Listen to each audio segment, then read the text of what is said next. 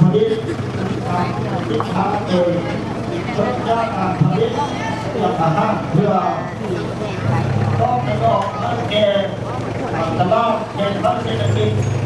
ไปนะครับเราจะใส่ชุดกล้ามมาฟังเนาะ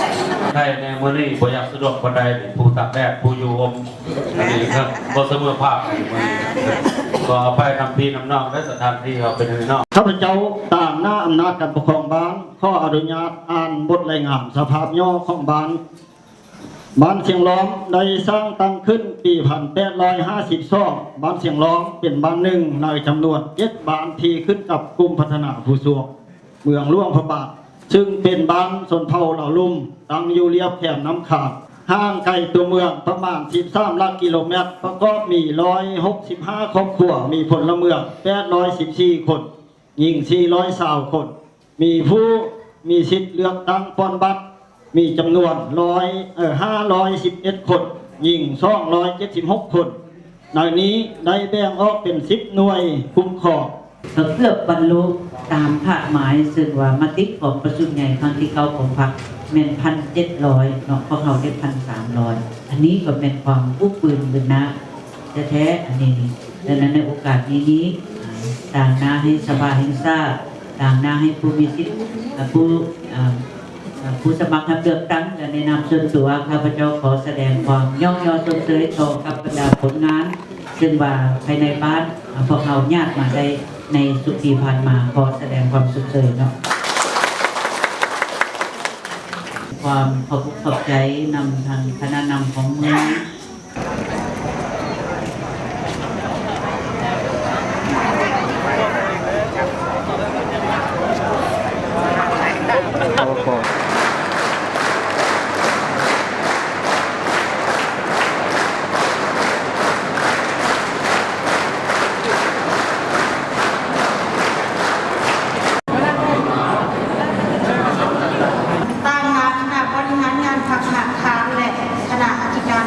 ผู้อาจารย์พนักงานในหลักศึกษาทั่วมาและสุพรรณวงศ์ตามการมอบหมายของอธิการบดีในวันนี้ให้เกียรติต้อนรับทานบรรดาทานผู้สมัครลงเลือกตั้งสมาชิกสภาแห่งชาติสุดที่8ที่ลงมาโฆษณาหาเสียงในที่มหาวิทยาลัยสุพรรณวงศ์ในที่นี้สร้างตั้งขึ้นอย่างเป็นทางการในวันที่5 เดือน 11 2003ตามการอนุมัติของนายกรัฐมนตรีซึ่งในเบื้องต้นพวกเรามีพนักงานอาจารย์ทั้งหมดเพียง30 กว่าคนเท่านั้นและรับนักศึกษาลงทะเบียน500 กว่าคนมี2โครงการที่อยู่ในสำนักอธิการบดีและมี3คณะวิชาที่เปิดขึ้นในเบื้องต้นมี7สาขาวิชาที่เปิดการเรียนการสอนในระดับปริญญาตรี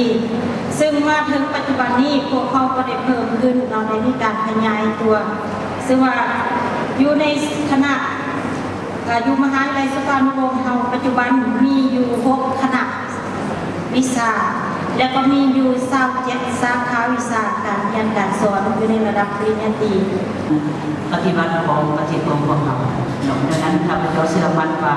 ครูอาจารย์พร้อมด้วยนักเรียนนักศึกษาผู้ที่ได้ทำเรียนสิ้นสอนจบโรงเรียนทีนี้จะกลายเป็น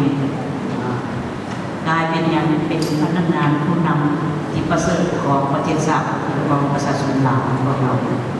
เนาะนำทางพวกเราที่ว่าผู้สมัครเลือกตั้งอยู่ในทีนี้ข้าพเจ้าชื่อว่านางปณียาตะตุเนาะส่วนเผ่ามุ้งเนาะเกิดอยู่แผ่นสิบหวงเนาะก็ว่าแม่นไปดูพระบาทเนาะแต่ว่าข้าพเจ้าก็มีความภูมิใจซึ่งว่าได้มาสมัครรับเลือกตั้งอยู่แผ่นหลวงพระบาทหมายความว่าจะเป็นสมาชิกสภาจะเป็นผู้นำหนองของประเทศพวกหลานจะเป็นนักการเมืองเป็นผู้นำของประเทศชาติ